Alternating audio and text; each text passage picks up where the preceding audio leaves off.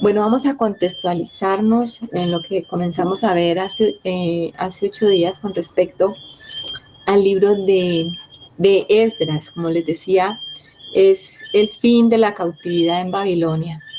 Se cumple la profecía dada por el Señor a Jeremías, que ellos iban a estar 70 años cautivos en Babilonia.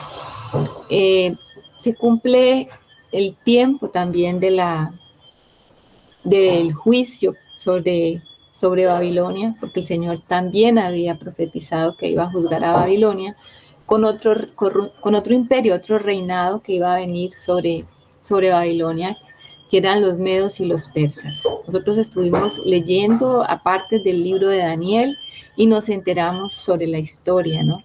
Cómo después de aquella mano que aparece en la pared, eh, Belsasar estaba haciendo un banquete y Daniel viene a interpretar esa escritura. Pues el reino había sido pesado y se halló falto, dice la mano, dice la escritura que escribe esa mano de Dios en la pared. Y esa misma noche dice que entraron los medos y los persas, cuyo comandante en jefe es Ciro, el rey de Persia. Ciro II, Ciro el Grande, un rey que tiene muy buena reputación, si lo vamos a estudiar históricamente. Es un rey generoso, un rey bondadoso. Los persas eran muy diferentes a los babilonios y a los asirios cuando conquistaban. Prácticamente que cuando los persas conquistaban traían desarrollo y traían eh, un poco de libertad a la gente que ellos sometían. Eh, Muy seguramente, dicen los historiadores, que Daniel expresó a Ciro lo que de él había escrito el profeta Isaías, porque estudiamos también en Isaías 45 una profecía con respecto a Ciro, y la escritura le llama con nombre propio, y el Señor dice que ha abierto puertas delante de él y esas puertas no se cerrarán. Ciro entonces escribe un edicto donde proclama la salida de Judá, de Babilonia. Dice que lo hace por mandato de Dios y los deja ir a Jerusalén a reconstruir la casa de Dios que está en Jerusalén, así dice la escritura. Y dice también Ciro que él es el Dios. Nosotros sabemos que Ciro y los persas pues eran idólatras, tenían otras deidades. Además de esto, pues ellos eran muy abiertos a esa adoración de los dioses de los pueblos que conquistaban. No podemos decir que Ciro se convirtió al Señor, no podemos decir que Ciro era un cristiano creyente o por lo menos en ese momento se, se, se convirtió solamente al Dios de Israel. No lo podemos decir, pero lo que sí podemos decir es que el Señor tocó el corazón de Ciro, cumpliéndose los 70 años del cautiverio, y Ciro da este edicto donde deja salir a, a Judá para que reconstruyan el templo en Jerusalén. Dado el edicto, entonces salió, la escritura habla de Zorobabel. Zorobabel es un descendiente de uno de los reyes. Él es un gobernador allí en Babilonia. Es una persona que tiene un cargo alto y es el que va a salir con el pueblo que vuelve a la tierra de Israel, a Jerusalén. Más o menos unos 40, casi 50,000 personas. Zorobabel es descendiente de la línea de David, de uno de los últimos reyes que fueron también al cautiverio. Creo que Joaquín es de donde él viene, Zorobabel.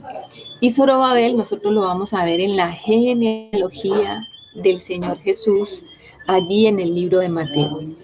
Entonces, ¿es importante Zorobabel? Sí. Zorobabel va a representar la parte del reino, la parte del reino, y también sale con él el sacerdote Yeshua o el sacerdote Josué. El mismo nombre, a veces se dice Yeshua, a veces lo llaman Josué. Importante porque van juntos los dos, la parte del reino y la parte sacerdotal. Recordemos que el Señor nos ha llamado a ser un pueblo de reyes y sacerdotes, o sea que aquí hay una visión para nosotros. Nosotros no solamente somos sacerdotes, sino que también somos reyes. Y las funciones del reino son unas y las funciones sacerdotales son otras, pero van de la mano, van de la mano. Entonces ellos salen con casi 50,000 personas, llegan a Jerusalén, comienzan la edificación, restauran el altar. Lo primero que se hace es restaurar el altar. Sobre el altar que había allí en el templo. Y comienzan los sacrificios y empiezan a celebrar algunas fiestas solemnes. Ciro, además de dejarlos ir, también devuelve los utensilios del templo y hace que los que quieran colaborar económicamente aporten, y él también aporta dinero para la casa de Dios. ¿Por qué? Porque la casa de Dios estaba totalmente devastada y tenían que comprar madera del Líbano y tenían que pagar también para que ayudaran a la reconstrucción. Esto se comienza a hacer, se comienzan a poner los cimientos y dice que hubo tal alegría y tal tristeza también, porque los que conocieron el templo de Salomón, dice que ellos gritaban unos de alegría porque estaban volviendo a reconstruir la casa y otros estaban llorando de ver que cómo estaba la casa de Dios devastada después de haber sido un templo glorioso como el que edificó Salomón. Entonces se confundieron el llanto de ambos, pero dice que el llanto de estas personas se escuchó a lo lejos. Y cuando oyeron los enemigos eh, que estaban celebrando fiesta, se dieron cuenta que estaban reedificando el templo, entonces comenzó a ver la oposición. Y nosotros dijimos eso, siempre que comenzamos a edificar la casa de Dios, hay oposición. No se va a poder edificar la casa de Dios sin oposición. Y se levantaron entonces, vinieron algunos de los que habitaban la tierra de Israel, pero estos eran los que en la escritura nosotros conocemos como los samaritanos. Eran los de Samaria, aquellos que Asiria había traído y había puesto allí y se habían mezclado con los de Israel y habían comenzado a hacer como una nueva línea por ese lado y nosotros conocemos como los samaritanos. O sea que desde aquí viene, y cuando vamos al Nuevo Testamento y sabemos que entre samaritanos y judíos no se van, es por eso. Desde aquí van a comenzar entonces a ver esas disputas. Ellos querían edificar también la casa, pero Zorobabel y el sacerdote y todos los que llegaron dijeron, no vamos a edificar con ustedes la casa de Dios. ¿Por qué? Porque ellos eran un pueblo mezclado, un pueblo pagano, ellos tenían una religión falsa y no podía entrar nada de esto a la casa de Dios. Eso generó entonces que esta gente que quería edificar con ellos se enojara y comenzaron a hacer oposición y mandaron una carta al rey diciéndole que los judíos desde siempre habían sido gente rebelde y que estaban levantando el templo y que querían reconstruir para rebelarse nuevamente contra el reino. Y el rey entonces contestó diciendo que se detuvieran las obras del templo. Y hubo amenazas y hubo pues mucha reprensión hacia ellos. ¿Qué pasó? Ellos entonces bajaron los brazos, tuvieron miedo, no fueron valientes para seguir la edificación de la casa de Dios y la obra se detuvo.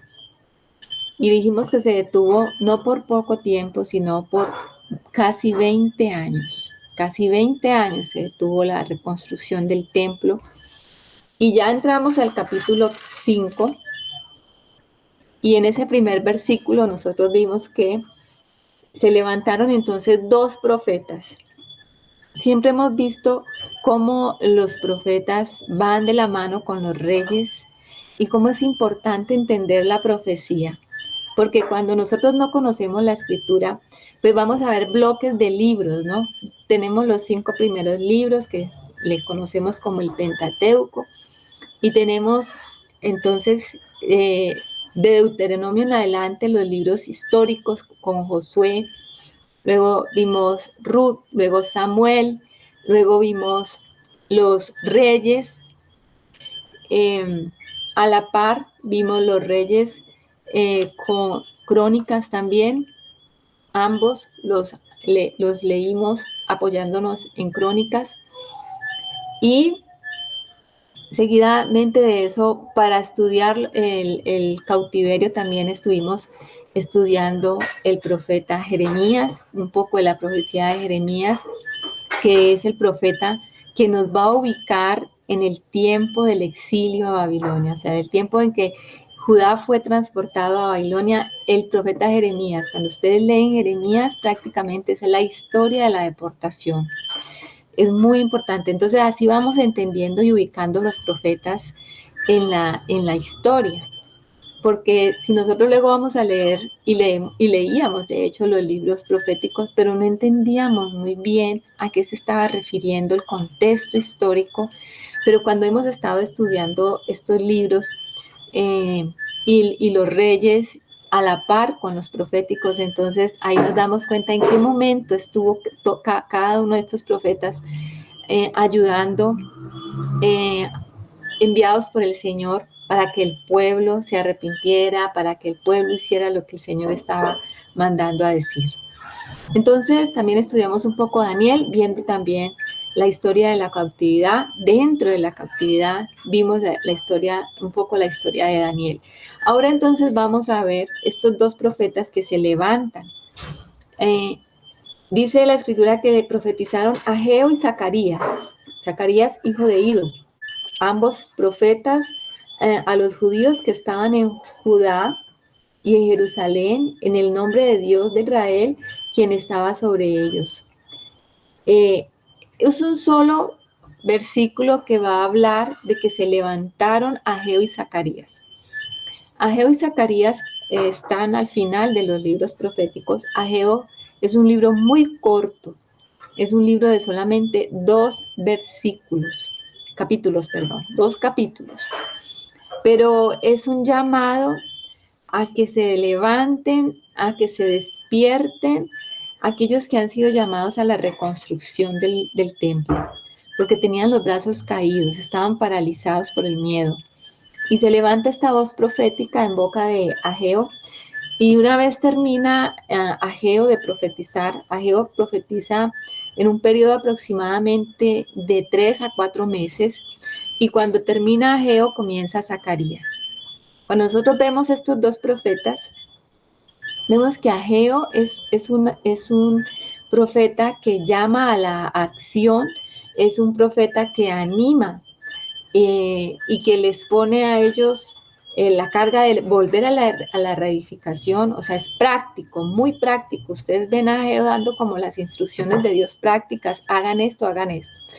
Pero cuando ustedes estudian o leemos Zacarías, vamos a ver que Zacarías es un profeta mucho más espiritual, hablándolo no porque Ageo no sea espiritual, sino que Zacarías tiene visiones Y la profecía de Zacarías es una profecía apocalíptica y mesiánica. Es el profeta más mesiánico de la escritura, obviamente junto con Isaías, pero en esos 14 capítulos ustedes van a ver cómo el Señor va a hablar de su Mesías y va a hablar de lo que el Señor realmente quiere con la reconstrucción y con el reino.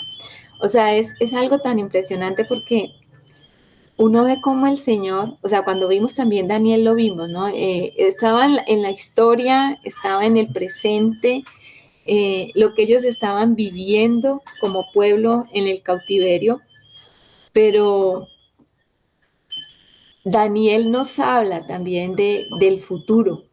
Daniel nos va a profetizar y a Daniel se le fue mostrado todo el futuro de los imperios hasta el fin. Entonces es impresionante porque nosotros no podemos ver la profecía puntual, como que lo que está pasando aquí es puntualmente para ellos. Tenemos que verla hasta nuestros días, porque ahí están las promesas del futuro glorioso y del reino glorioso de nuestro Señor Jesucristo. Escondida en esas palabras, tal vez ellos la veían puntualmente, pero para nosotros hoy entendemos que ahí estaba escondida las promesas de la venida del Señor en su primera venida y obviamente en el reino venidero. Ahí está toda la historia y todas las promesas contenidas en estos dos profetas, Ageo y Zacarías. Importantísimo que ustedes los lean completos y lo contextualicen junto con el libro de Esdras y Nehemías, que es la reedificación, y así vamos a tener entonces un panorama mucho más amplio de, de lo que los profetas están diciendo. Entonces la profecía de Ageo, Ageo profetiza en el 536. El libro de Ageo contiene 4 profecías, todas ellas relacionadas con la reedificación del templo bajo Zorobabel. Eh, Tiene 2 llamados, una a la negligencia y la reconstrucción del templo, eso está en el capítulo 1. Y el segundo llamado es: el Señor bendecirá a su líder Zorobabel. Eso está en el capítulo 2. Entonces vamos un poquito a Ageo. Yo quiero que vayamos para que leamos el profeta Ageo. Yo sé que tal vez lo hemos leído muchas veces, porque este es un profeta que uno lo lee y siempre nos deja eh, una exhortación. Siempre que uno lee Ageo, te deja una exhortación y esa exhortación te retumba y nos retumba a todos. Entonces, en el capítulo 1, por ahí está Anita para que nos colabore con la lectura.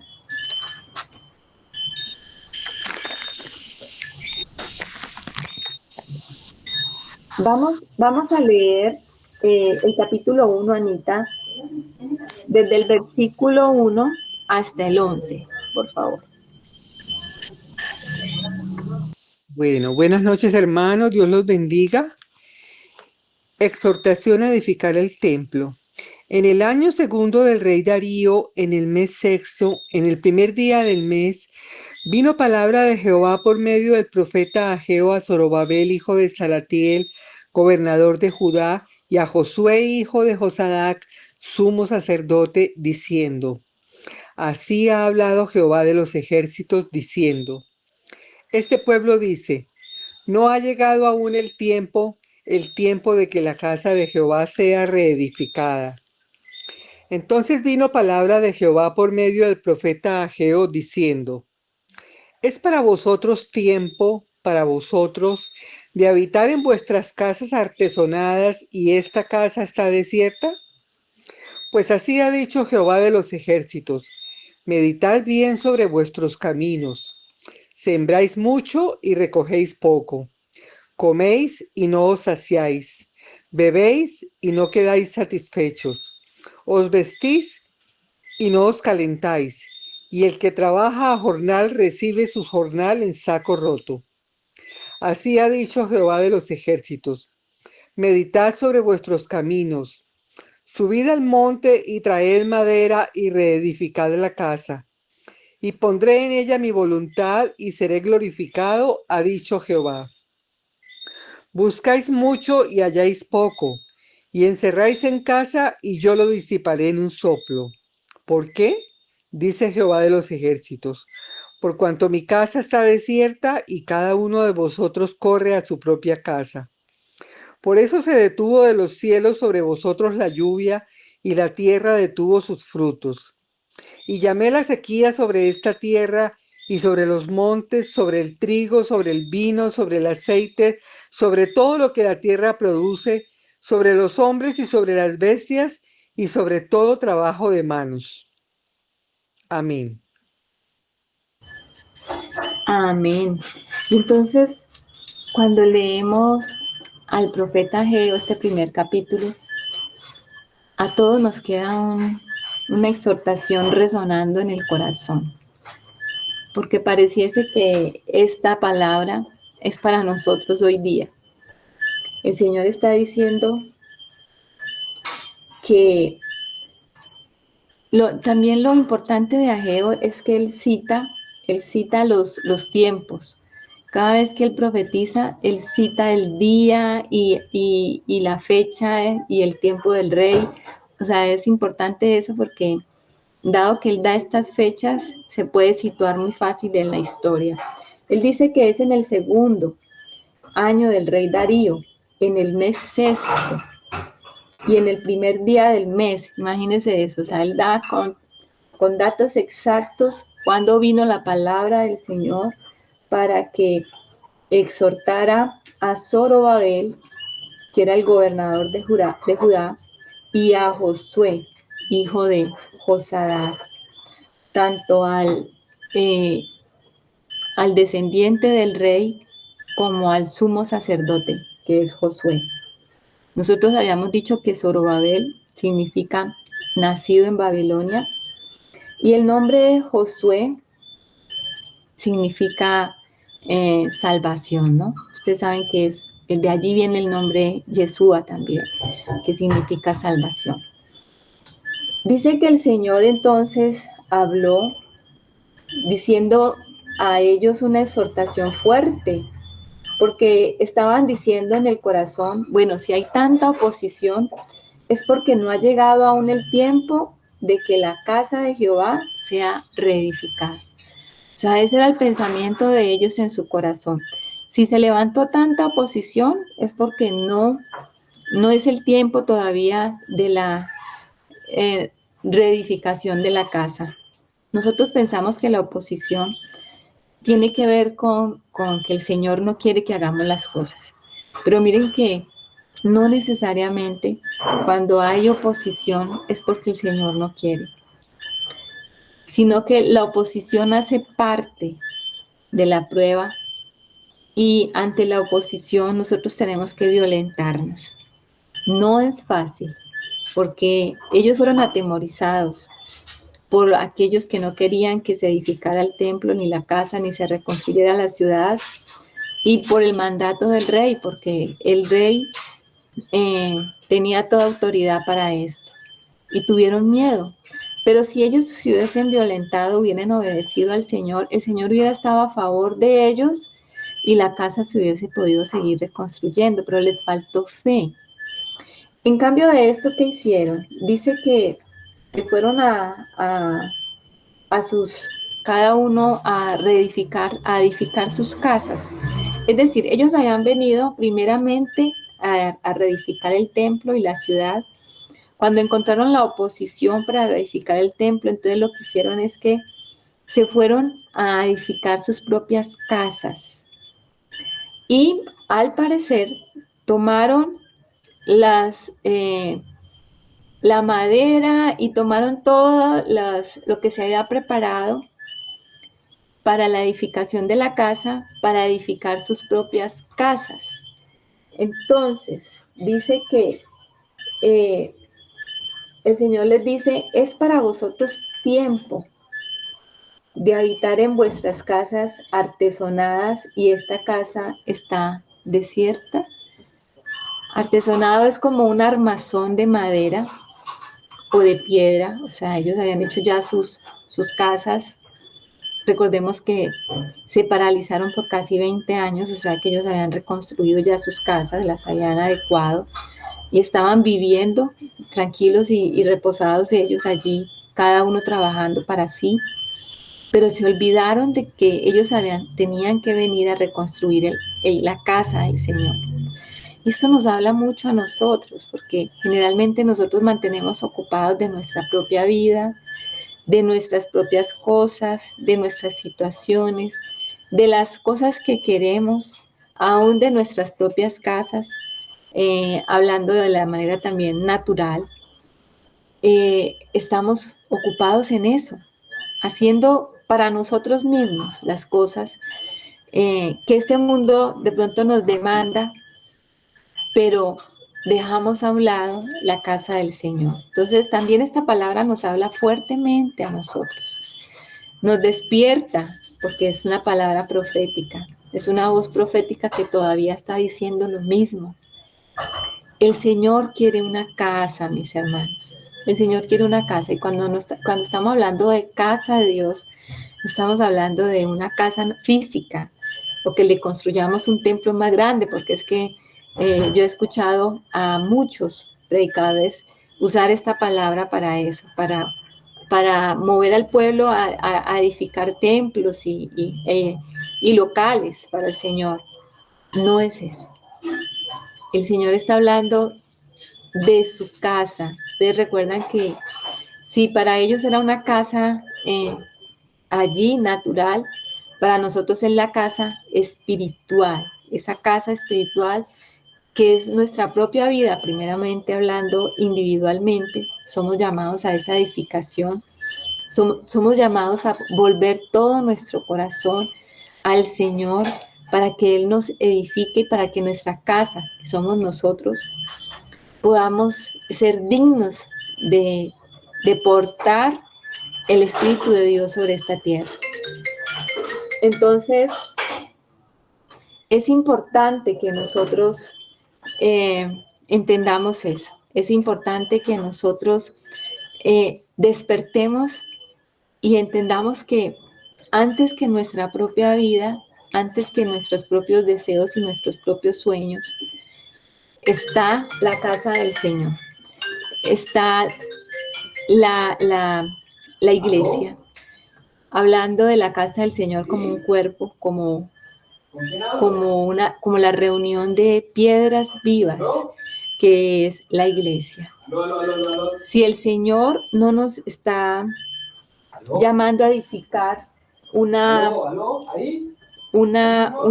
templo, sino que nos está llamando a que como piedras vivas nosotros reedifiquemos la casa de Él. ¿La casa del Señor está destruida? Yo creo que sí. Nosotros estamos viendo en este tiempo una iglesia en ruinas, sí.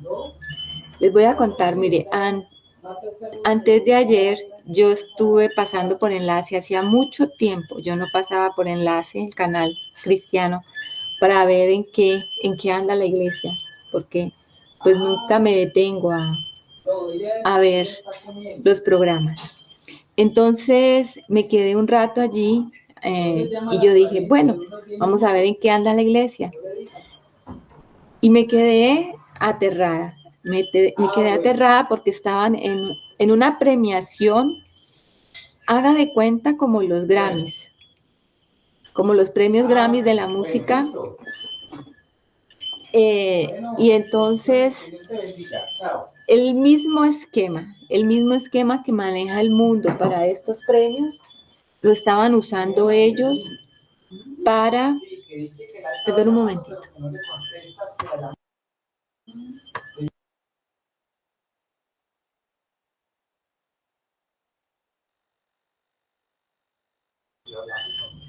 Y entonces el mismo esquema lo estaban usando ellos para hacer un programa de premiación a los cantantes cristianos.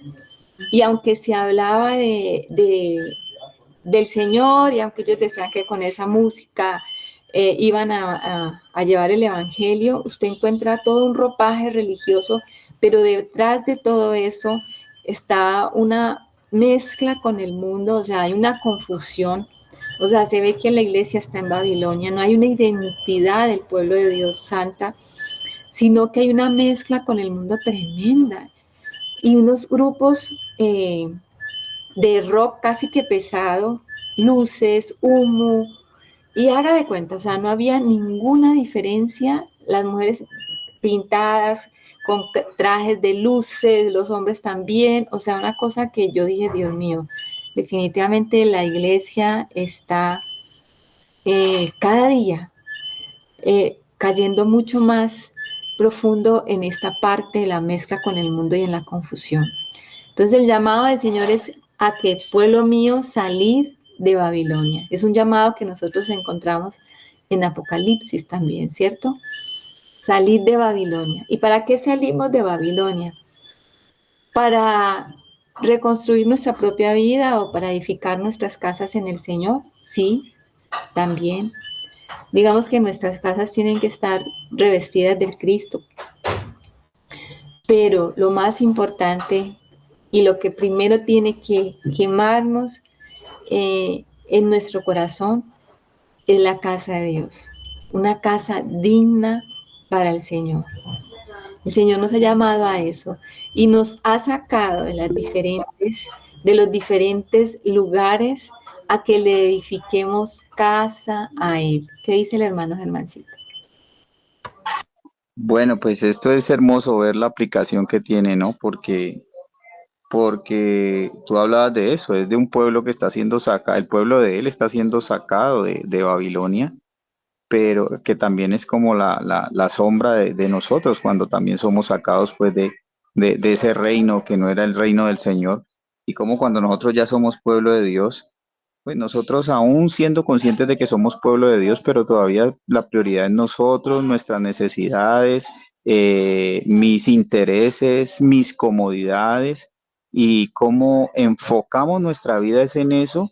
Y el Señor está diciendo aquí en su palabra que yo hago eso y yo son esfuerzos estériles porque mi alma nunca se va a saciar. Dice que como y no me lleno, que me visto y no me caliento, que no hallo contentamiento en nada porque el Señor nos saca es con el propósito de que vivamos para Él, y si vivimos para Él, pues ahí es donde nosotros vamos a encontrar el verdadero gozo y el verdadero contentamiento. Entonces creo que eso tiene una aplicación muy poderosa para nuestra vida. Él no nos llama a edificar la casa de Él porque Él quiera que es volvernos esclavos de Él, sino porque Él quiere que comprobemos que en esa unión con Él, que en el mismo corazón con Él y en su voluntad, es donde está nuestro verdadero gozo y nuestro verdadero deleite.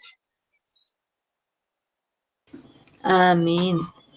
Tiene toda la razón el hermano Germancito. Fíjense que ellos estaban sufriendo por eso, porque dice el versículo 5 dice, pues así ha dicho Jehová de los ejércitos, meditad bien sobre vuestros caminos, sembráis mucho y recogéis poco, coméis y no os saciáis, bebéis y no quedáis satisfechos, os vestís y no os calentáis, y el que trabaja a jornal recibe su jornal en saco roto.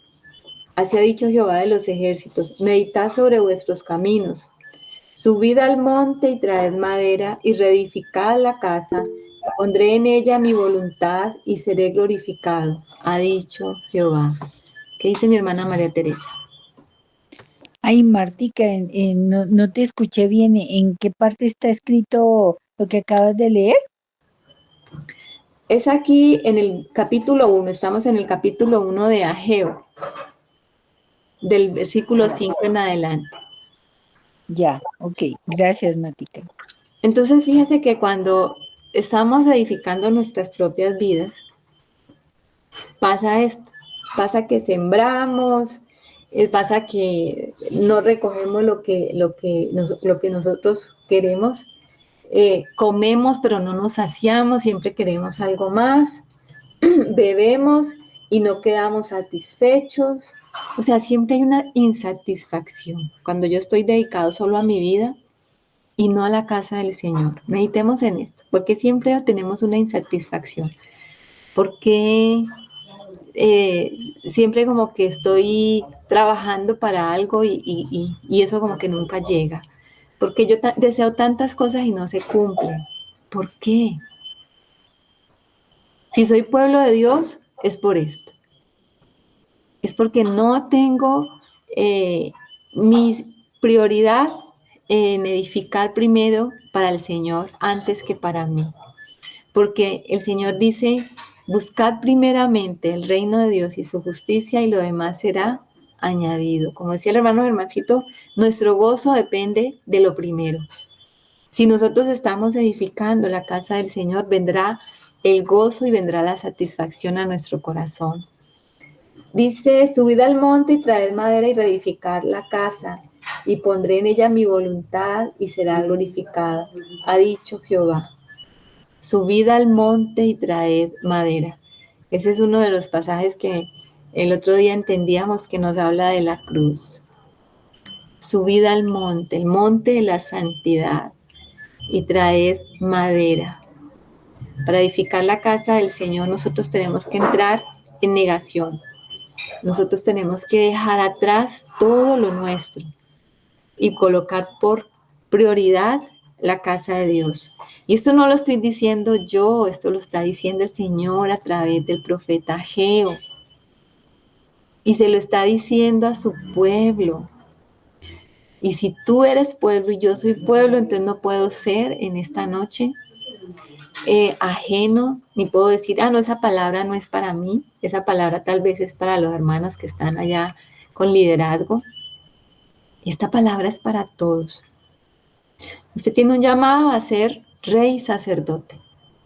Aquí está el rey, está el descendiente del rey, gobernador, que es Zorobabel, y también está Josué o Yeshua, que es el sacerdote representante del sacerdocio de Cristo. Ambos representan a Cristo, el uno en el reinado y el otro en el sacerdocio. Y nos representan a nosotros como pueblo de Dios también. Y ese es el llamado para nosotros, a edificar primero en el Señor, a edificar primero la casa del Señor. El Señor quiere una casa, el Señor quiere una casa donde morar, una casa digna. El Señor quiere su casa. El Señor Jesucristo quiere una esposa. Quiere una esposa. El Espíritu Santo quiere una casa. Y el Padre quiere muchos hijos conforme a su Hijo Jesucristo. Eso es lo que ellos anhelan. Y el llamado entonces para nosotros es ese. Volvernos hacia la edificación de la casa de Dios. El 9 dice, buscáis mucho y halláis poco, y encerráis en casa, y yo lo disiparé en un soplo. ¿Nos encerramos en nuestras propias vidas? Sí.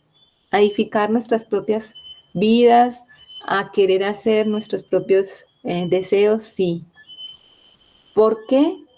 Dice Jehová de los ejércitos, por cuanto mi casa está desierta y cada uno de vosotros corre a su propia casa. Por eso se detuvo de los cielos sobre vosotros la lluvia y la tierra detuvo sus frutos. Y llamé la sequía sobre esta tierra y sobre los montes, sobre el trigo, sobre el vino, sobre el aceite, sobre todo lo que la tierra produce, sobre los hombres y sobre las bestias y sobre todo trabajo de manos. Fíjense que cuando nosotros estamos edificando nuestras propias vidas y no estamos edificando la casa del Señor, viene la escasez. Y esa escasez pueda que sea natural, pero también esa escasez es espiritual. Yo los quiero llevar al Salmo 104 para que nosotros entendamos qué significa eso de el vino, qué significa el aceite. El Salmo 104, en el versículo 15.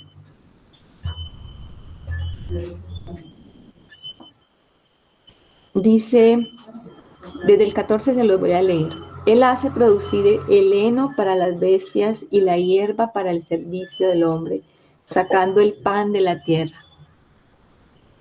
Y el vino que alegra el corazón del hombre, el aceite que hace brillar el rostro, y el pan que sustenta la vida del hombre. Entonces fíjense que cuando hay escasez de vino, aquí dice en el versículo 11, que llamó la sequía sobre la tierra y sobre los montes. Había sequía, no había trigo, o sea, no había pan. Sobre el vino no habían vides, uvas, y sobre el aceite. O sea, no había pan, que es el que sustenta al hombre, no había aceite y no había vino. ¿Qué significa el vino? El vino significa el gozo. Justamente estábamos hablando ahora de eso. Cuando nosotros estamos edificando la casa del Señor y tenemos como prioridad esto en nuestra vida, va a venir el gozo. No va a haber sequía de gozo, vamos a estar gozosos todo el tiempo. ¿Qué significa el aceite que hace brillar el rostro? Tiene que ver con el testimonio. El aceite se usaba siempre para la unción. O sea, ¿qué significa el testimonio nuestro? Vamos a tener un testimonio delante de los hombres. ¿Y qué significa el pan que sustenta la vida del hombre? Significa la vitalidad de la iglesia. Entonces, queremos una iglesia vital, tenemos que tener pan, el pan que nos sustenta, que viene del cielo, que es el Señor. Esa vitalidad nos va a dar autoridad, nos va a dar autoridad. Entonces, fíjense que si nosotros tenemos sequía, no va a haber pan, no va a haber vino, no va a haber aceite, no va a haber el fruto de la tierra. Y nuestra vida va a estar entonces en escasez. Todo esto fruto de no edificar la casa del Señor. Y este fue el mensaje que trajo el Señor a través de Ageo a Zorobabel, a Yeshua, el sumo sacerdote, y a los que habían regresado del cautiverio.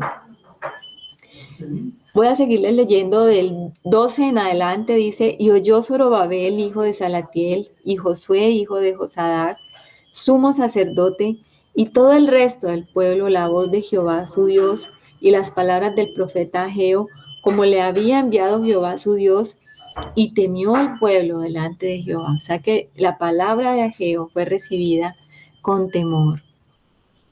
Entonces Ageo, enviado de Jehová, habló por mandato de Jehová al pueblo diciendo: yo estoy con vosotros, dice Jehová. Y despertó Jehová el espíritu de Zorobabel, hijo de Salatiel, gobernador de Judá, y el espíritu de Josué, hijo de Josadac, sumo sacerdote, y el espíritu de todo el resto del pueblo, y vinieron y trabajaron en la casa de Jehová de los ejércitos, su Dios. Ay, mis hermanos, si hay una oración que nosotros tenemos que hacer, es pedirle al Señor que nos despierte, porque estamos dormidos, que nos despierte para poder edificar su casa. Tiene que venir un despertar traído del Espíritu, porque la casa del Señor no se edifica de cualquier manera, ni la podemos edificar en nuestra propia fuerza ni en nuestras carnalidades. Tenemos que edificarla en el Espíritu y el poder del Espíritu de Dios. Y eso solo lo puede dar el Señor mismo. Así que nuestra oración debe ser: Señor, despiértanos a través de tu Espíritu para ponernos activos en la obra de la edificación de tu casa. En el día 24 del mes sexto, en el segundo año del rey Darío, o sea, seguía profetizando en ese mismo mes el profeta Ageo. El segundo capítulo, solo vamos a leer una parte de este segundo capítulo. Anita, ¿nos puedes leer, por favor, desde el versículo 1 hasta el 9? Por ahí está Anita, que se hizo Anita, sí, para que nos colabores con la lectura. Capítulo 2, del 1 al 9. Sí, Martica. Permíteme un segundito. Bueno, en el mes séptimo, a los 21 días del mes, vino palabra de Jehová por medio del profeta Ageo, diciendo: habla ahora a Zorobabel, hijo de Salatiel, gobernador de Judá, y a Josué, hijo de Josadac, sumo sacerdote, y al resto del pueblo, diciendo: ¿Quién ha quedado entre vosotros que haya visto esta casa en su gloria primera y cómo la veis ahora? ¿No es eso como nada delante de vuestros ojos? Pues ahora, Zorobabel, esfuérzate, dice Jehová. Esfuérzate también, Josué, hijo de Josadac, sumo sacerdote. Y cobrad ánimo, pueblo todo de la tierra, dice Jehová, y trabajad. Porque yo estoy con vosotros, dice Jehová de los ejércitos. Según el pacto que hice con vosotros cuando salisteis de Egipto, así mi espíritu estará en medio de vosotros, no temáis. Porque así dice Jehová de los ejércitos, de aquí a poco yo haré temblar los cielos y la tierra, el mar y la tierra seca. Y haré temblar a todas las naciones, y vendrá el deseado de todas las naciones. Y llenaré de gloria esta casa, ha dicho Jehová de los ejércitos. Mía es la plata y mío es el oro, dice Jehová de los ejércitos. La gloria postrera de esta casa será mayor que la primera, ha dicho Jehová de los ejércitos. Y daré paz en este lugar, dice Jehová de los ejércitos. Amén. Amén. Y estas son unas palabras hermosas que nosotros siempre las repetimos y queremos que se cumplan. Estas profecías que están escritas aquí en Ageo. Esa es la gloria postrera de esta casa. Fíjense que a los ojos de ellos, pues lo que estaba pasando, la casa del Señor estaba destruida.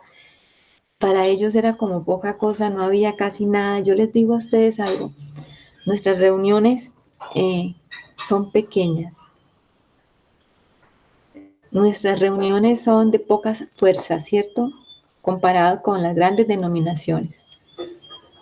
Y a veces menospreciamos lo que está pasando en medio de nosotros porque lo vemos demasiado pequeño. Reuniones de 5 hermanos, reuniones de 4 hermanos, pero ahí está la iglesia. Si 2 o 3 se reúnen en el nombre del Señor, con un corazón limpio y puro para hacer las cosas tal como el Señor las manda, ahí está Él. Los números no dicen nada. Como lo que estaban viendo ellos con sus ojos, pues les hacía menospreciar el trabajo que estaban haciendo, porque la gloria que tenía el templo de Salomón era algo majestuoso.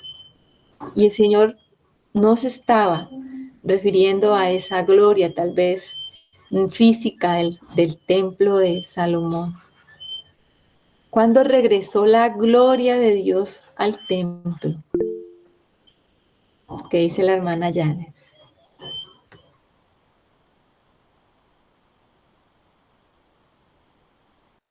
Abre tu micro, Janet. Yo pienso o considero que, digamos, que el número de personas que estén en una reunión, pues yo no sé, para mí, digamos, nunca se ha menospreciado, porque incluso se han hecho oraciones de intercesión con 2 personas, se ha asistido a grupos pequeños. Yo pienso que en la unidad del espíritu no es el número de personas el que va a determinar, digamos, la presencia del Señor, sino el estar unánimes en torno al objetivo y a Cristo. Pues si es recibir la palabra, es recibir la palabra; si es orar o interceder. Eh, Pienso que lo que se está, digamos, edificando no ha considerado el número de personas, por lo menos yo lo siento así, ¿no? Y con respecto pues a la profecía que tú leíste al comienzo y en el libro Ageo, no sé, yo considero, pensaba yo en lo que tú mencionaste al comienzo, Martica, que es cuando tú dijiste que ese profeta, pues digamos que siempre hablaba o puntualizaba en el mes, en el día, en el año. Y entonces resulta que si nosotros nos vamos al tiempo actual, digamos que nosotros para ese marco, digamos así, profético, no estamos considerando eso, porque nos está rigiendo un calendario, digamos que es un calendario completamente distinto, en donde no estamos, digamos, estamos en otra sintonía. No sé si si lo quiere así, pero es que en esa época los meses y los días eran enumerados, eran de esa manera, no sé, pienso que eso tenía una relevancia desde que el profeta lo mencionó así en la instrucción de tener que edificar en ese tiempo o no edificar en ese tiempo, o sea, que allá hay metido como un tiempo profético que también es importante considerar, ¿ya? Porque pues el Señor es un Señor también que marca tiempos, ¿ya? Es un Señor que marca tiempos para todo. Y de hecho la palabra del Señor dice en Eclesiastés, creo, que hay un tiempo para edificar, un tiempo para cada cosa, ¿no? No sé si hay alguna relación, pero yo diría que para mí esa palabra también me habla de esa manera. Ok, mi hermana. Bueno, sí, lo que cobra relevancia e importancia en la profecía de Jehová con respecto a los tiempos es que se puede medir y se puede como contextualizar muy bien en la cronología con los reyes que estaban reinando en ese momento en Persia, ¿no? En los medios persas, que era el imperio que estaba reinando en ese momento. No sé para nosotros si tenga alguna importancia este tiempo o nos diga el tiempo, lo que sí sabemos es que el tiempo ya es. ¿Qué dice el hermano Germancito? Bueno, yo creo que eso es precioso, ¿no? Lo que el Señor nos muestra aquí en su palabra. Él en ese capítulo 2, en el versículo 3, cita sobre los que habían visto la gloria de la casa primera, ¿no? Y él dice, ¿y cómo la veis ahora? Y nosotros también, pues nosotros a través de las escrituras, denme un momentico, yo me acomodo en otro lado. Ellos a través de las escrituras, pues nosotros también podemos ver lo que el Señor dice en el Génesis, cómo Dios creó al hombre, ¿no? Y dice que lo creó a su imagen y semejanza, y cómo también hemos visto, pues, cómo Edén era ese lugar de deleite, ¿no? Pero ahorita nosotros estamos mirando una realidad natural completamente caída, y si miramos la condición del hombre, si miramos la misma iglesia, ¿no? Una iglesia que tiene al Señor, pero que el Señor no es quien gobierna, y entonces como que distamos mucho de esa gloria de la que nos habla la Escritura, donde todo es deleite en la presencia del Señor. Y como el Señor en el versículo 4 ya pues exhorta, ¿no? A Zorobabel y a Josué, al, al gobernador y al sumo sacerdote. Entonces ahí hay dos figuras bien especiales. Ese Zorobabel es el que ha sido sacado de Babilonia, ¿no? Y ese Josué, pues que es sombra también del sacerdote.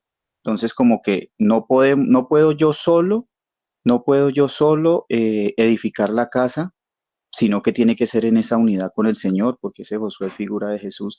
Y me llama mucho la atención lo que dice ahí más adelante. Dice, en ese mismo versículo 4 al final dice, y trabajad porque yo estoy con vosotros. Entonces el Señor nos manda a trabajar en la edificación de esa casa, que es una casa espiritual, que nosotros realmente podamos ser esa casa que contenga la gloria del Señor, y cómo realmente ahí es donde yo soy consciente de que el Señor está conmigo.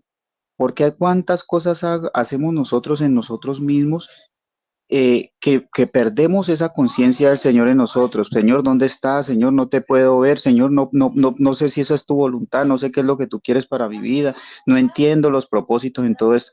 Pero aquí Él dice, trabajad. Entonces, cuando nos está hablando de trabajar, es trabajar en esa santificación de nuestra alma, en edificar realmente la casa del Señor, porque yo estoy contigo. Entonces, hay un sello ahí de que si yo estoy trabajando en lo que tengo que trabajar, pues también voy a ser consciente de que el Señor está conmigo y de que su presencia va conmigo a todos lados, porque en el versículo 5 lo recuerda muy clarito, dice, según el pacto que hice con vosotros cuando salisteis de Egipto, así mi espíritu estará en medio de vosotros, no temáis. Me parece que eso es un sello tremendo lo que el Señor nos está diciendo.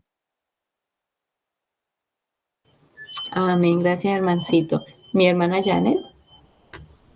Sí, y de acuerdo con lo que dice Germán y más considerando Martica y hermanos que hoy en día cuando pensamos en la gloria postrera, pues digamos que estamos pensando también como en un, no sé, como en cierta forma como en un tiempo futuro, ¿no? Y entonces pues digamos que sobre esa edificación que no se dio por todos estos temas que hemos considerado, que la mezcla, que bueno, que todo esto pues nosotros tenemos el Espíritu de Dios y el Espíritu de Dios es el que está haciendo la obra en nosotros. Entonces, pues yo pienso que esa obra en nosotros es aún mayor, aún, mm, voy a decirlo, aún si en este momento está débil, pues el Señor la está perfeccionando, ¿no? Vamos en ese camino, vamos en ese propósito de que la gloria postrera sea mayor que la primera. ¿Ya? O sea, en la perfección, en la plenitud de Cristo, hacia ese avance, ¿ya? Con entendimiento también que me parece que es importante porque hay un entendimiento en nosotros hasta de los materiales con los que el Señor está edificando esa casa en nosotros y nosotros allí, pues colaborando o cediéndonos y permitiendo que Él haga la obra para que esa gloria postrera se pueda manifestar. Amén, amén. Así es, mis hermanos. Así es, Janecita, así es, Germancito. El Señor está haciendo, está trabajando. Y aunque nosotros a veces nos sintamos sin fuerza o como cuando nos reunimos en las reuniones pequeñas, como que no vemos hacia dónde vamos o como que si vemos de pronto las grandes estructuras y nosotros nos sentimos como que no somos iglesia todavía porque somos pequeños, no nos equivoquemos en eso, porque cuando el Señor está hablando de la gloria postrera, está hablando justo lo que estaba hablando la hermana Janet ahora, la gloria del templo eh, llegó nuevamente a ellos cuando el Señor Jesús entró sobre esta tierra. Es la gloria de Dios, el Señor Jesús es la gloria del Padre. Cuando él iba al templo, la gloria volvió, la gloria volvió. Fíjense una cosa, eh, ellos reedificaron esta casa, este templo, pero este templo nunca tuvo la gloria del templo de Salomón. Ustedes recuerdan que cuando leímos esa parte de la edificación de la casa por Salomón, cuando estuvimos estudiando Reyes, la casa era majestuosa y cuando Salomón dedicó la casa a Jehová, dice que la gloria de Dios llenó la casa y que ni aun los sacerdotes podían estar allí. Y después cuando Judá es llevado cautivo, nosotros leímos en Ezequiel cómo la gloria de Dios abandonó el templo. Eso está en el libro de Ezequiel, cómo la gloria de Dios abandonó el templo. Y lo que nosotros vamos a leer en Esdras y en Nehemías de la reconstrucción del templo, nosotros no vamos a ver como un evento igual al de Salomón, cuando llenó la gloria de Dios ese templo, no lo vamos a ver. Y nosotros habíamos dicho también que esto es lo último que va a aparecer en la escritura. Estos tres últimos libros, Ageo, Zacarías y Malaquías, son los tres últimos libros proféticos que aparecen en el Antiguo Testamento. Y desde allí hasta Mateo, que es cuando llega y aparece el Señor Jesucristo en la historia, son 400 años de silencio. Y cuando aparece el Señor Jesucristo en el templo, la gloria de esa casa va a ser mayor. O sea, la gloria de ese Señor Jesucristo ahora en nosotros. Él es la gloria mayor. Él es la gloria postrera, que es mayor que la primera, porque el templo que ellos estaban edificando allí era una casa de madera y por más oro que le pusiera, pues no iba nunca a poder contener la gloria de Dios. Ahora nosotros tenemos esa gloria, sí, la tenemos, en vasos de barro, como dice el apóstol Pablo. Está escondida en vasijas de barro, ese gran tesoro que hay en nosotros. Hemos estado viendo este tema de la gloria en los domingos Carlos nos ha estado hablando de lo que significa la gloria de Dios en nosotros. Y es la vida de Cristo en nosotros. Él es la gloria postrera. Y en la medida en que nosotros vamos cediendo al Señor, esa vieja naturaleza, y que se rompa ese velo de la carne para que se pueda ver la gloria de Él en nosotros. Entonces estamos llamados a esa edificación individual, ese compromiso y a ese pacto y a esa consagración individual, pero también en lo corporativo, porque recuerden que nosotros somos cada uno piedras vivas, y cuando nos reunimos a partir del pan, mis hermanos, partir el pan es importante, porque eso es lo que nos da la diferencia con todo lo demás. Estamos partiendo el pan, estamos siendo partícipes de un mismo pacto, estamos siendo edificados juntos como casa. Yo no puedo ser edificado en Cristo separado de los hermanos. Yo tengo que estar involucrado y yo tengo que estar cerca de los hermanos para poder ser edificado también como casa de Dios. Ese es el llamado que el Señor nos hace. Tenemos que caminar juntos. Es ahí donde nosotros vamos siendo transformados. Una piedra junto a la otra piedra. El Señor va colocando sus piedras y las va colocando donde Él quiere que estemos. Y nos rodea de las piedras que Él quiere que sean a nuestro alrededor y que necesitamos para ser edificados. Pueda que nosotros estemos buscando al Señor en nuestras casas y pueda que seamos muy buenos creyentes solitarios, pero siempre vamos a ser probados en el colectivo. Hasta que nosotros no estemos edificando juntos con otros, no vamos a ser probados y no vamos a saber cuánta vida de Cristo hay en nosotros. Porque es fácil, si yo vivo solo, pues decir que Cristo está en mí y que hay fruto, pero realmente el fruto se manifiesta es cuando estoy con los hermanos, cuando realmente, inclusive cuando hay conflicto, inclusive cuando hay situaciones, ahí es donde viene realmente a florecer la vida de Cristo y ahí es donde se sabe en qué condición estamos nosotros. Es la única forma de saberlo. Por eso necesitamos ser edificados en el cuerpo, en el cuerpo. Entonces, aquí está la promesa del Señor de que esa gloria va a ser mayor que la anterior.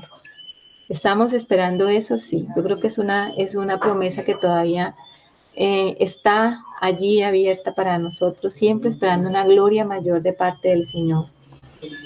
Bueno, volvemos entonces a Esdras. Volvemos al libro de Esdras para continuar la historia. Volvemos a Esdras capítulo 5.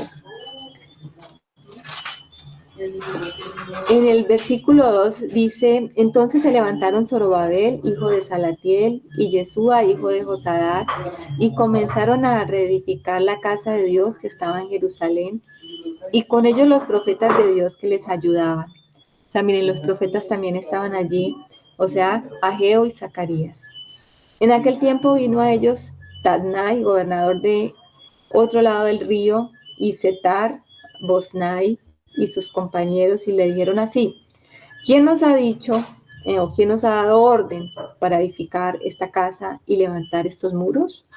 Ellos también preguntaron: ¿cuáles son los nombres de los hombres que hacen este edificio? Mas los ojos de Dios estaban sobre los ancianos de los judíos y no les hicieron cesar hasta que el asunto fue llevado a Darío, y entonces respondieron por carta sobre esto. Copia de la carta que Tadnai, gobernador del otro lado del río, y Setar-Boznai y sus compañeros, los gobernadores que estaban al otro lado del río, enviaron al rey Darío. Le enviaron carta y así estaba escrito en ella: al rey Darío toda paz. Sea notoria al rey que fuimos a la provincia de Judea, a la casa del gran Dios, la cual se edifica con piedras grandes, y ya los maderos están puestos en las paredes, y la obra se hace deprisa y prospera en sus manos. Entonces preguntamos a los ancianos diciéndoles así: ¿quién os dio orden para edificar esta casa y para levantar estos muros? Y también les preguntamos sus nombres para hacerlo saber, para escribirte los nombres de los hombres que estaban a la cabeza de ellos. Y nos respondieron diciendo así: nosotros somos siervos del Dios de los cielos y de la tierra, y reedificamos la casa que ya muchos años antes había sido edificada, la cual edificó y terminó el gran rey de Israel. Mas después que nuestros padres provocaron a ir a Dios de los cielos, él los entregó en manos de Nabucodonosor, rey de Babilonia, caldeo, el cual destruyó esta casa y llevó cautivo al pueblo de Babilonia. Bueno, esta carta es bastante larga, vamos a cortarla. En el versículo 17 dice: y ahora, si al rey parece bien, búsquese en la casa de los tesoros del rey que está allí en Babilonia, si es así que por el rey Ciro había sido dada la orden para reedificar esta casa de Dios en Jerusalén, y nos envíe a decir la voluntad del rey sobre esto. O sea que ellos lo que hicieron fue decir lo que ellos habían escuchado de los que estaban reedificando la casa, y ellos dijeron que el rey Ciro les había dejado salir y les había entregado los utensilios y les había dado orden de reedificar la casa. Y entonces ellos como que estaban un poco incrédulos sobre eso, y le dicen a Darío que busquen entonces si en los rollos pues como que quedó escrito esto, porque ya Ciro no estaba, en este momento ya estaba reinando Darío, y eso fue lo que pasó. O sea que mire lo que el Señor hace, en lugar de esto ir en contra de ellos, esto les jugó a favor. O sea, como quien dice, le salió el tiro por la culata, como decimos popularmente. ¿Qué dice el hermano Germancito? Es que leíste hasta el versículo 12 y el versículo 13 era fundamental en eso que estás diciendo, Martica, porque dice, pues el final del 12 dice, el cual destruyó esta casa y llevó cautivo al pueblo a Babilonia. Versículo 13 dice, pero en el año primero, en la carta que ellos envían, era la respuesta de los que estaban edificando, pero en el año primero de Ciro, rey de Babilonia, el mismo rey Ciro dio orden para que esta casa de Dios fuese reedificada. O sea, ellos por su mala intención de querer detener la obra y de querer, pues, ganarse el favor del rey, antes por el contrario, llevaron algo que era una completa verdad, porque el mismo rey había establecido eso. Eso es lo que está al final de Crónicas, y empezando el libro de Nehemías está completamente claro lo que publicó y ordenó Ciro. Exactamente, la publicación está aquí al principio de Esdras y está al final de Crónicas. Gracias, Germancito. Sí, porque ahí seguía lo importante, o sea, el edicto de Ciro. Y esto hace que entonces se busque este edicto en los archivos. Y en el capítulo 6 dice que entonces Darío dio la orden de buscar en la casa de los archivos donde guardaban los tesoros allí en Babilonia, y fue hallado en Admeta, en el palacio que está en la provincia de Media, un libro en el cual estaba escrito así: memoria, dice. En el año primero del rey Ciro, el mismo rey Ciro dio orden acerca de la casa de Dios, la cual estaba en Jerusalén, para que fuese la casa reedificada como lugar para ofrecer sacrificio, y que sus paredes fuesen firmes, su altura de 60 codos y de 60 codos su anchura, y 3 hileras de piedras grandes. O sea, aquí empieza a describir cómo era el templo con todas sus medidas, imagínense eso. En el 6 dice: ahora pues Tansai, gobernador del otro lado del río, Setar Boznai, y vosotros, compañeros, los gobernadores que estáis al otro lado del río, alejaos de allí, dejad que se haga la obra de esa casa de Dios, que el gobernador de los judíos y sus ancianos reedifiquen esa casa de Dios en su lugar. Y por mí es dada orden de lo que habéis de hacer con esos ancianos de los judíos para reedificar esa casa de Dios, que de la hacienda del rey que tienen del tributo del otro lado del río sean dados puntualmente a esos varones los gastos para que no cese la obra. Y lo que fuere necesario, becerros, carneros, corderos para holocaustos al Dios de los cielos, trigo, sal, vino, aceite, conforme a lo que dijeren, los sacerdotes que están en Jerusalén, les sea dado día por día sin obstáculo alguno, para que ofrezcan sacrificios agradables al Dios del cielo y oren por la vida del rey y por sus hijos. También por mí es dada orden que cualquiera que altere este decreto se le arranque arranque un madero de su casa y alzado sea, colgado en él, y su casa sea hecha muladar por esto. Y el Dios que hizo habitar allí su nombre, destruya a todo rey y pueblo que pusiere su mano para cambiar o destruir esa casa de Dios, la cual está en Jerusalén. Yo, Darío, he dado el decreto, sea cumplido prontamente. ¿Cómo les parece? O sea que en lugar de ellos tenían este aso bajo la manga, pero hubieran usado este aso hacía 20 años atrás. Ellos se asustaron tanto y se olvidaron de decirles que fue Ciro el que dio la orden y esto se hubiese podido verificar antes. Y el Señor tuvo que mandar profetas a decirle lo que ya había estado dado por el Señor. El que sacó al Señor de Babilonia, el que sacó al pueblo judío de Babilonia fue el Señor. Y estaba dado por decreto y estaban dadas todas las cosas, estaban dadas para que ellos pudieran reedificar la casa. Y miren lo curioso, cómo Darío le dice que del tributo, que de lo que ellos van a mandar del tributo del otro lado del río, saquen para sustentarlo. ¿Se acuerda que antes estábamos leyendo que estaban en escasez, que les hacía falta el trigo, el vino, el aceite? Ahora aquí tenían en abundancia y que les estaba dando el rey de gratis. ¿Cómo les parece?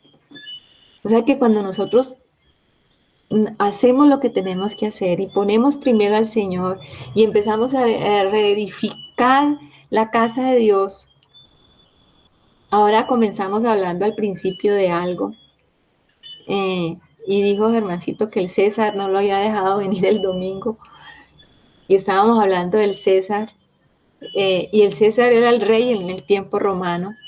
En este tiempo estaba los medo persas y Darío era un persa. Entonces, cuando nosotros estamos edificando la casa de Dios, los reinos de este mundo van a colaborar, porque el Señor va a volver esos corazones, porque el edicto ya fue dado de que se construya la casa de Dios. Y si nosotros empeñosamente estamos haciendo lo que tenemos que hacer por la casa de Dios, todo va a ser añadido. Exactamente, todo, totalmente va a ser añadido. No les va a faltar absolutamente nada. Nada nos va a faltar. Aquí lo estamos viendo. Cómo el imperio del momento está proveyendo todo. Así que nosotros no tenemos que tener miedo de los tiempos ni del imperio que está reinando en este momento, porque el Señor ya dio la orden de que comencemos a edificar la casa de Dios. Y Él nos ha dado todo. Y aún lo que está gobernando este mundo en este momento nos va a dar los recursos para eso. Mía es la plata y mío es el oro, dice el Señor. Y Él nos los puede dar. Los recursos para edificar su casa están. Lo único que nosotros tenemos que hacer es disponernos a edificar la casa. En el versículo 13 dice: entonces Tanai, gobernador del otro lado del río, y Setar, Boznai y sus compañeros hicieron puntualmente según el rey Darío había ordenado. Y los ancianos de los judíos se edificaban y prosperaban conforme a la profecía del profeta Ageo y de Zacarías, hijo de Iddo. Edificaron pues y terminaron por orden del Dios de Israel, por orden del Dios de Israel, o sea, el que ha dado la orden es Dios, y por mandato de Ciro, de Darío y de Artajerjes, rey de Persia. Aproximadamente la reconstrucción de todo esto, después de que salieron de Babilonia, duró 110 años. Esta casa fue terminada el tercer día del mes de Adar, que era el 6º año del rey Darío. Entonces los hijos de Israel, los sacerdotes, los levitas y los demás que habían venido de la cautividad, hicieron la dedicación de esta casa de Dios con gozo y ofrecieron en la dedicación de esta casa de Dios 100 becerros, 200 carneros y 400 corderos y 12 machos cabríos en expiación por todo Israel, conforme al número de las tribus de Israel. Y pusieron a los sacerdotes en sus turnos y a los levitas en sus clases para el servicio de Dios en Jerusalén, conforme a lo escrito en el libro de Moisés. O sea, todo esto es maravilloso. ¿Y sabe qué sigue aquí? Ellos celebraron la Pascua. Casi siempre que hay un avivamiento y casi siempre que hay un nuevo comenzar, se celebra la Pascua. También los hijos de la cautividad celebraron la Pascua a los 14 días del mes primero. Era la primera vez que se celebraba esta Pascua en la casa de Dios, porque los sacerdotes y los levitas se habían purificado a una. Todos estaban limpios y sacrificaban la Pascua por todos los hijos de la cautividad y por sus hermanos los sacerdotes y por sí mismos. Comieron los hijos de Israel que habían vuelto del cautiverio con todos aquellos que se habían apartado de las inmundicias de las gentes de la tierra para buscar a Jehová Dios de Israel. Y celebraron con regocijo la fiesta solemne de los panes sin levadura, 7 días, por cuanto Jehová los había alegrado y había vuelto el corazón del rey de Asiria hacia ellos, para fortalecer sus manos en la obra de la casa de Dios, del Dios de Israel. Maravilloso, más o menos en 5 años ellos terminaron de construir la casa y celebraron la Pascua como en cada reedificación o cada vez que se restaura la verdadera adoración se tiene que celebrar la Pascua. Recordemos que Pablo nos llama a lo mismo, celebremos las fiestas, celebremos la Pascua sin la levadura del pecado. Por eso dice que todos se hayan purificado para comer esta Pascua. Por eso el Señor cuando nos invita a que nos congreguemos con los hermanos, nosotros también tenemos que ir limpios a esa comunión, estarnos limpiando con la sangre del cordero. Mire que antes de esto hubo derramamiento de sangre, de corderos, de machos cabríos, de carneros. Todo eso representa a Cristo. Ahora ya nosotros tenemos esa sangre preciosa con la cual nos limpiamos.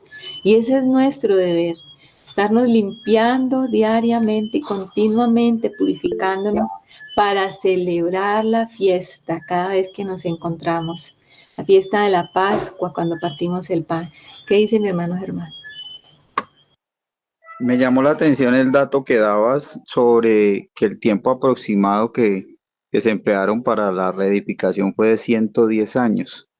Y eso era, pues obviamente era una construcción natural, pero pues eso tiene su aplicación, ¿no?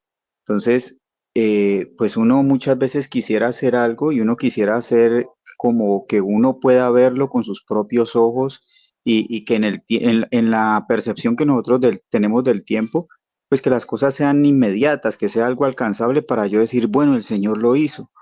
Pero si yo veo que eso es algo que el Señor se tomó todo el tiempo que se tuviera que tomar y nosotros ahora somos esa casa espiritual que el Señor está edificando, pues entonces en el tiempo que el Señor se tenga que tomar para edificar una verdadera iglesia limpia, una verdadera iglesia sin mancha y sin arruga, pues creo que tiene la aplicación de lo que dice el apóstol Pedro, ¿no? De que nosotros somos esas piedras vivas que edifican la casa de Dios. Entonces, el solo hecho de que nosotros entendamos esto, de que nosotros entendamos que el Señor se tomará el tiempo que se tenga que tomar, pero si yo estoy dispuesto es a que se edifique la casa de Dios, a que nosotros seamos templo para Dios, pues nosotros vamos a ser parte de ese edificio espiritual.